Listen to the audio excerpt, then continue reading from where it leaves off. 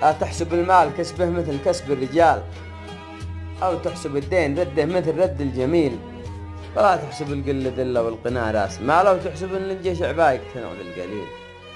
القل قل الحياة، والطيب طيب الخصال، والبعد بعد النظر، والعز عز الدخيل، والغدر غير الوفاء، والقول غير الفعال، والحق طبع الردي، والطيب طبع الأصيل.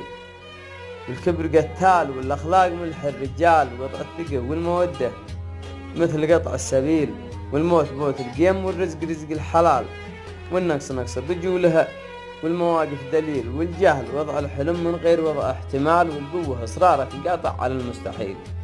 شوف قاطع الصخر ما نقص شموخ الجبال، ولا يشيل الثقيل بوزنه إلا الثقيل. ما تشكي الظلم إلا من غياب الهلال، ولا يعيب السحاب إن شفت دمعه يسيل.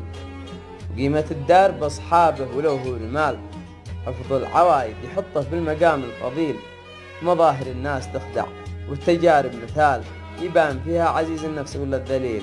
ومجالس الخير ما تحتاج كثر الجدال، وكلمة الحق ما تحتاج عالم جليل. كم ناس ما تعرف ايش الحق وايش الضلال، وكم ناس ما تعرف ايش السم والسلسبيل، وكم ناس تبذل وتعطي ما معاها ريال، وكم ناس ونعم مقيدها الزمان البخيل.